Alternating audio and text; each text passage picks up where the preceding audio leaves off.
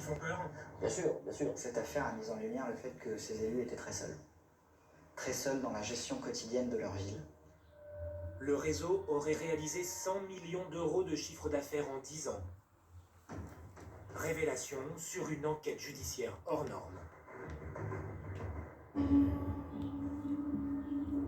L'affaire débute en Seine-Saint-Denis, le 25 septembre 2019. La police interpelle 2 hommes en pleine transaction dans ce garage souterrain. 2 kilos de cocaïne pure à 80% sur l'un, 52 000 euros sur l'acheteur. Prénommé Yacine, il est âgé de 22 ans, connu pour des délits mineurs. Il vient de Rouen et a fait le voyage à bord d'un utilitaire immatriculé au nom d'un restaurant kebab de Canteleu, dont le gérant n'est autre que l'adjoint au commerce de la ville, Hasbi Kolak. Qu'au saisi de l'enquête, les policiers rouennais placent l'élu sur écoute, ainsi que plusieurs membres d'une même famille. Un clan qu'ils soupçonnent depuis longtemps de diriger avec des hommes de main le trafic de stupéfiants dans la région, les Medziani.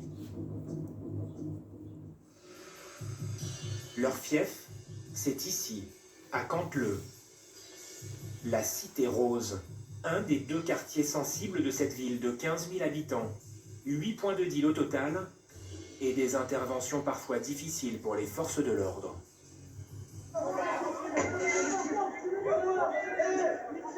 Sur cette vidéo amateur captée il y a quelques semaines, les policiers sont violemment pris à partie lors d'une interpellation.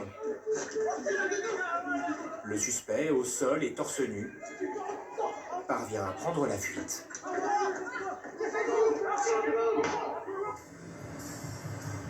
Karim, policier à Rouen, est délégué du syndicat Alliance. Il connaît bien Canteleu ainsi que ses problématiques.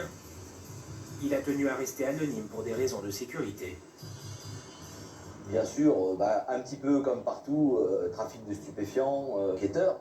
Donc, ils n'hésitent pas à être en stationnement, à regarder, à informer. Vous avez pu l'entendre, on a vite été pris à partie. Vous voyez, ils sont en faction, donc on peut dire qu'effectivement, ils sont assez organisés. Il y a un bureau de police pourtant à Canteleu, hein, mais qui prend que les plaintes. Il y a très peu de patrouilles. Ils ont l'impression d'être tranquilles parce qu'on a très peu de véhicules à mettre sur la commune. Et ça pose de réels problèmes parce qu'ils ont l'impression de ne pas être dérangés et c'est pas qu'une impression parfois. Au-delà du deal de rue, plusieurs membres de la famille Medziani auraient développé un trafic international. On peut parler dans le jargon pour cette famille de grossistes, notamment avec de la résine de cannabis qui est en provenance du Rif au Maroc. On peut même parler de lien direct aux producteurs. Pendant plus d'1 an, les enquêteurs immortalisent les rendez-vous du clan. Leur voyage en Espagne et au Maroc où réside une partie de la famille. Des déchargements de drogue dans des box et interceptent des communications accablantes grâce à des micros, placés notamment dans un appartement de cet immeuble. Tu t'es fait combien cette année? J'ai calculé il n'y a pas longtemps. Je me suis fait 700 000 euros en 1 an. T'es pas sérieux? Je te jure. Au fil de leur enquête, les policiers découvrent l'emprise et la crainte que le clan Medziani inspirerait en ville. Devant cet immeuble et plusieurs témoins, ils n'auraient pas hésité à frapper un habitant qui venait de bousculer un groupe de jeunes dealers dont faisait partie un neveu de la famille. Personne ne portera plainte. Ils régleraient aussi leur compte aux concurrents, ou même à leur propre lieutenant. Alors qu'il vient d'obtenir sa libération conditionnelle, Yacine, le trafiquant interpellé en Seine-Saint-Denis avec les 52 000 euros, est amené aux urgences par son frère. Il présente un traumatisme crânien, de multiples fractures et ecchymoses. Une interception téléphonique permet aux policiers de relier le clan Medziani à cette agression. Je lui ai dit que si la police s'en mêle, Il doit dire qu'il était bourré. Et qu'il s'est fait défoncer par des mecs qu'il ne connaît pas. Ses dents, elles étaient pétées, non? Je sais pas, voilà. J'ai pas fait attention. On lui a sauté dessus. Il a fait comme dans Dragon Ball Z. Moi, je l'ai menotté et des coups de pompe dans la gueule. Ouais, vous l'avez pas raté. Pour protéger son territoire, le clan serait allé jusqu'à faire pression sur des élus de Cantleux, à commencer par Madame la maire. Mélanie Boulanger. Socialiste, entrée en politique à l'âge de 18 ans, elle a été élue à la tête de Cantleux en 2014. Elle est maman d'une adolescente. En 2017, elle reçoit dans son bureau de la mairie un des membres de la fratrie Mezziani qui souhaite un logement social. Elle aurait refusé de lui accorder tout passe-droit, ce qui l'aurait rendu furieux. Voici, selon elle, les menaces qu'il aurait proférées. On m'a demandé d'être gentil avec vous, mais je sais où vous habitez, je sais où votre fille va à l'école. Donc je peux devenir moins gentil.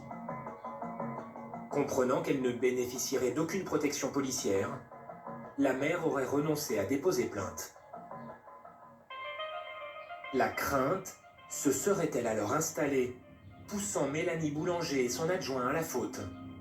C'est ce que pensent les enquêteurs en écoutant les conversations téléphoniques de l'élu en charge du commerce. Asbi Kolak, 39 ans, a grandi à Cantleux. Il y connaît tout le monde, et notamment certains trafiquants qui fréquentent son kebab. Le 28 novembre 2019, l'un d'entre eux l'appelle. Il veut que l'adjoint prévienne un de ses cousins qu'il y a des contrôles policiers en ville. Des demandes qui se transforment parfois en menaces. Le 14 février 2020, plusieurs membres du clan débarquent dans son kebab. Ils exigent qu'il appelle la mère pour lui parler d'un contrôle de police réalisé la veille. Asbi Kolak tend son portable au trafiquant. Madame, franchement, nous, on vous respecte. Oui, je sais que vous me respectez. Moi aussi, je vous respecte. À Cantleux, dites-moi quand il y a eu un arraché de sac à main. Si vous arrivez à m'en trouver un, venez me cracher à la gueule. Il y a très longtemps qu'il n'y a plus de cambriolage et tout ça. Bon bah, qu'est-ce qu'ils veulent alors? La logique des choses, c'est que tout se passe bien, non? Exactement. Mais la difficulté, c'est que le nouveau commissaire, il a dit on va mettre du monde tous les jours. Moi, je n'ai pas autorité sur la police. Mais vous êtes au-dessus du commissaire. Non, c'est pas vrai. Parce que eux, ils dépendent du ministère de l'Intérieur. Et vous avez pas votre mot à dire alors? Non, non.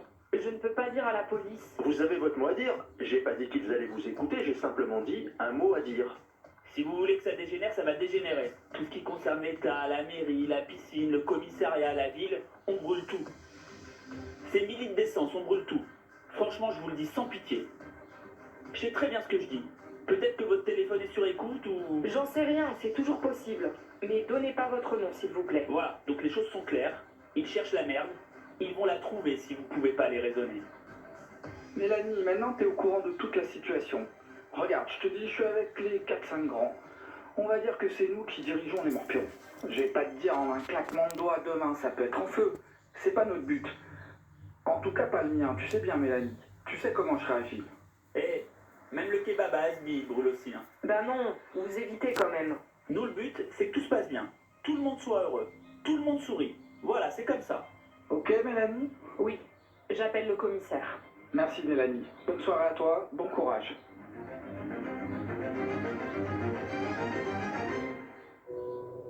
Menacée, acculée, la mère aurait-elle usé de son influence pour servir les intérêts des dealers et acheter la paix sociale dans sa ville? Les enquêteurs entendent leur collègue commissaire pour savoir si Mélanie Boulanger l'a bel et bien appelée. Voici ce qu'il leur déclare. Elle m'a expliqué que la police avait procédé à un contrôle musclé et que les fonctionnaires s'étaient mal comportés. Je lui ai dit que j'allais vérifier. Je me souviens parfaitement qu'elle me demandait que la présence policière soit moins insistante sur le secteur. Je lui ai répondu que nous n'allions pas cesser. Je sentais qu'il y avait chez elle une certaine urgence à ce que nous levions le pied. Je voyais bien qu'il y avait quelque chose qui n'allait pas. Les trafiquants et les deux élus sont placés en garde à vue le 8 octobre dernier. Interrogés sur les coups, tous les dealers menacent de brûler la ville, puis l'appel passé au commissaire. Mélanie Boulanger affirme: Il s'agissait de propos délirants qui faisaient également très peur. Quant au commissaire, je lui ai simplement demandé l'application d'une méthode plus mesurée de contrôle. Sur son apparente proximité avec certains trafiquants, Hasbi Kolak explique quant à lui: D'être bien avec eux m'enlève pas mal de soucis, notamment avec les jeunes du quartier. Mais je ne suis pas lié au trafic de stupéfiants.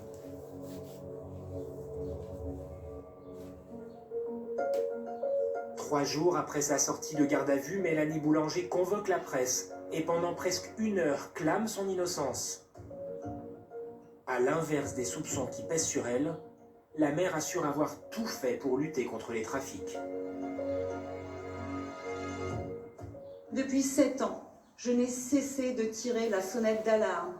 J'ai répété que la situation à Cantleux était préoccupante. J'ai interpellé tous les gouvernements, tous les préfets, toutes les autorités pour demander des moyens supplémentaires. J'ai alerté sur la situation. Je l'ai fait par des courriers, des demandes, des tribunes, des articles de presse. Il n'y a pas eu de réponse à la hauteur des besoins. Elle reconnaît les pressions subies, pas d'y avoir cédé.